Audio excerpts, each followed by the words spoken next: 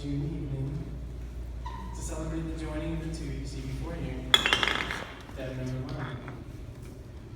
From the beginning,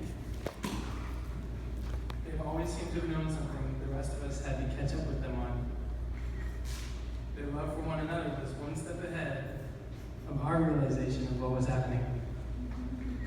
I can remember quite clearly when Devin told me that she was flying across the Atlantic Ocean to meet with Romain, to use Jenna's rephrasing the counter, you're flying halfway around the world to stay with some random off the internet in France. But of course, as we all know, Devin and Romain are here to prove our initial skepticism quite thoroughly wrong. To our joy and amazement, Devin flew across the ocean alone and returned with a Frenchman's heart. So I've asked the two of them to share some of the traits that first drew them together. I think that such a fascinating love story deserves a little bit of storytelling first. So I asked them both to tell me in secret some of the traits that first drew them to one another. And this is the first time that they're going to hear what they wrote about each other. So here we go. So Romain told me Devin is a very talented person. I know it because I was looking for talented and passionate people all my life. She's very trusting. She trusted me on day one to take her on an adventure. And Devin did the creepy work. It will people that know her know that she faced a situation in life that few people can relate to. When we met, it was only us against the world because no one thought that it was a good idea to cross the ocean to be with a man she never met with before. But now that I think of it, I'm pretty sure she did it for the macaroons. And then she probably was like, he's kind of cute, why not?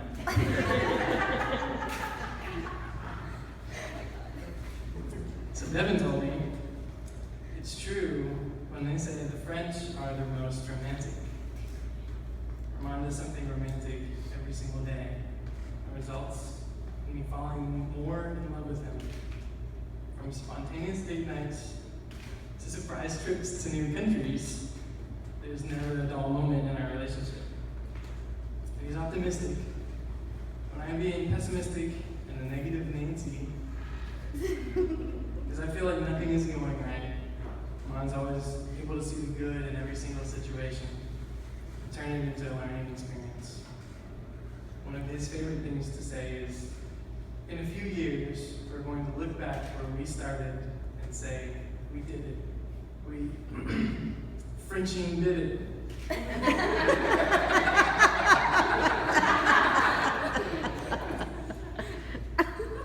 Now that you guys have heard a little of the words that they have to say about each other, now we're going to have, in their own words, they're going to say their vows to one another.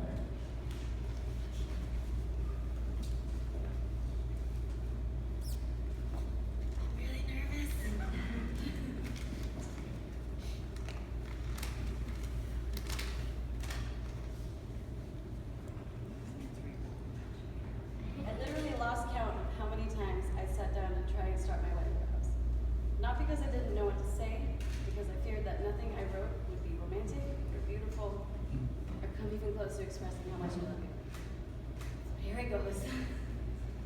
If someone had told me a year ago that I would be marrying the love of my life that moved 5,000 miles to be with me, I would tell them they're absolutely insane and laugh in their face.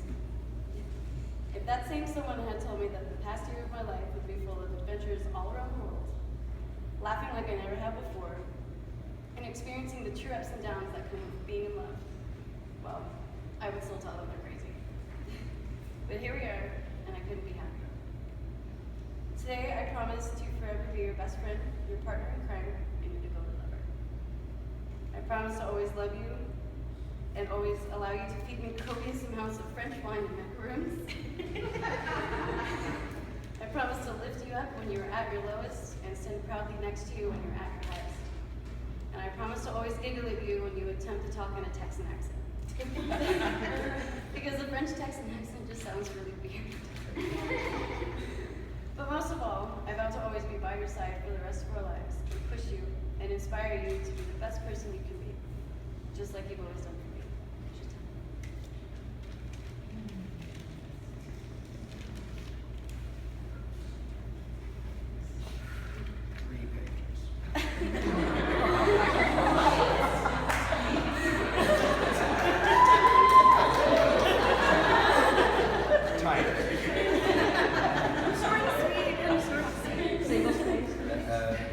I need a tissue first, if anyone has a tissue first.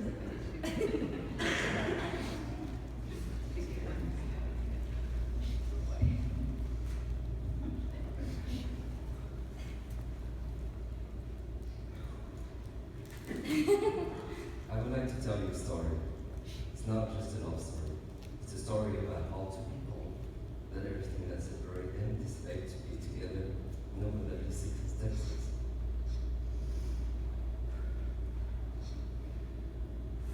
The story started a year ago, the 10th of June 2015. Once upon a time, a young man was living 5,000 miles away from here. He was living in Paris, the city of progress. He was unexpecting that this day and the current of his life would change forever. His day started the same way he always did for a few years now, an empty feeling, like a big part of himself was missing.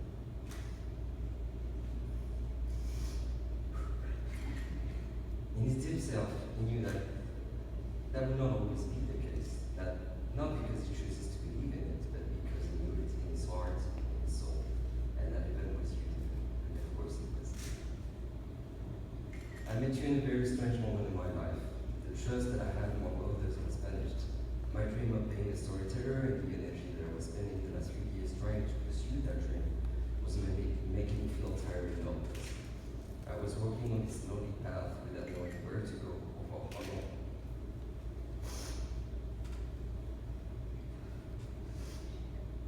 To me, there is nothing worse than to be surrounded by people that make you feel alone and to hold to a small piece of hope that makes you believe that you're doing things right when you are not.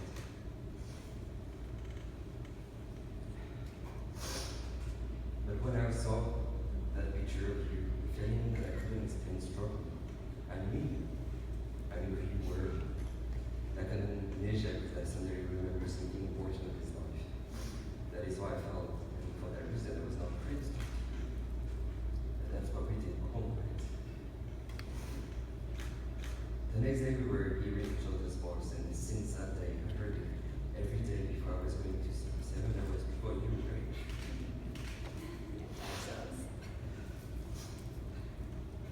Before you first in France, everybody we knew thought we were crazy, and it was for me the most logical, the same thing that I did in my life. To meet a woman that I just knew months ago through social media, just her at the airport just after she landed was making a lot of sense. One evening where we were spending some time in the countryside of France and listening about the ocean, as we were acting differently, we were absent and silent, and I realized I was acting the same way too. For no reason whatsoever. Not because of an event in particular. I felt horrible in just a second because it was the last thing that I wanted between us. I asked you, why did you feel like this? You looked at me, and for the first time I saw you crying, and you told me, I don't want to leave. I don't want to leave France because I don't want to be without you. I don't want this to stop. My immediate response was to cry of happiness because I didn't want this to end either, and in that very moment, I knew that we will always work to make this love take the lead. A few months later, this young man left this country for another. He goes far away to be with one person, and it's been felt awkward and very honest. Excuse me. Page 2.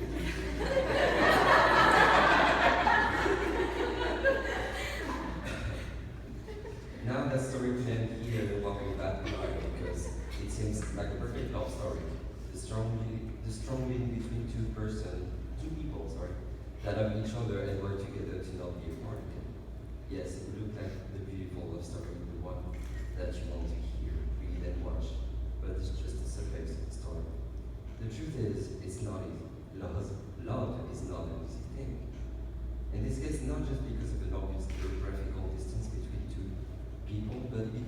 is something that you can truly taste and give you sensuousness when you actually allow yourself that you can be loved. It's when you can trust yourself and accept to fail. To hurt because you will hurt. No matter how hard you try to be that perfect person for the other, you will do something that will hurt the other, no matter how hard you love that person. The hard part is not how to change yourself.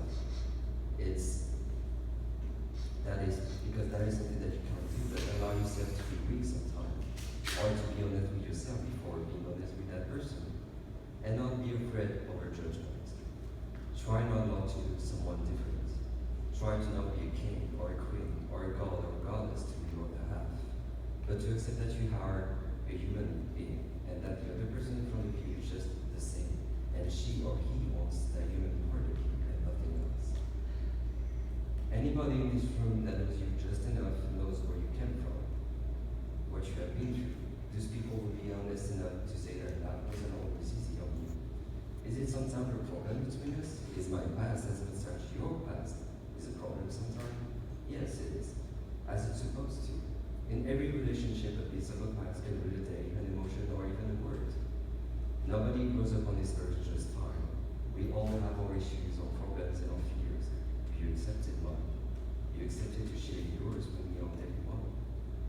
You wanted me to hold you that no one held because you knew that I would stand by you no matter what. I know sometimes I can be hard on you. I know sometimes that I can be jealous too, and it can take the best of me. I know that my past can go in our way, but I know every time you have the patience or the words to fit me, even when you think you don't. You have a power over me that no one had before. I'm not saying that today all of our problems are solved or we are because we are getting married today. I'm saying that today I accept you as you accept to share this life with me with all its perfections and imperfections. One day we will watch those photos of us put together in different places at different times of our life, at a different step of our relationship, and we will remember all the good and all the bad. We will share every tears, every laugh, every fear, and every smile.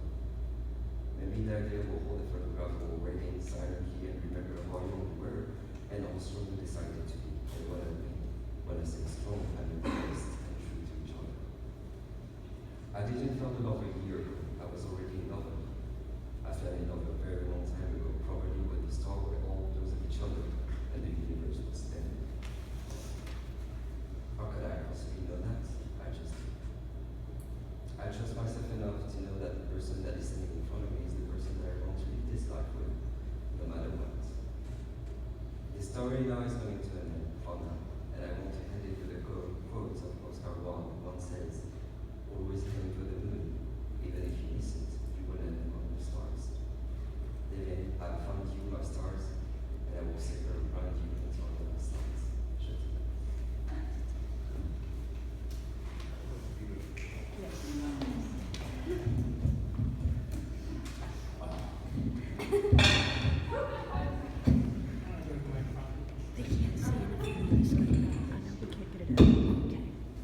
Unintentional comic relief. At this time, we'll do the rings.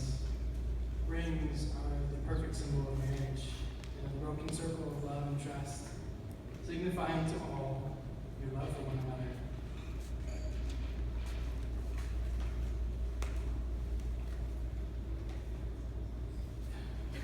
Romain, please place the ring on Devin's finger.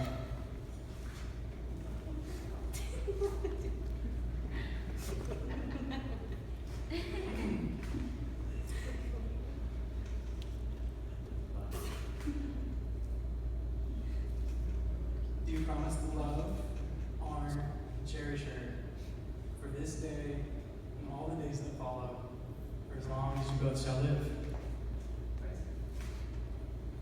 Devin, please place the ring on Romain's finger.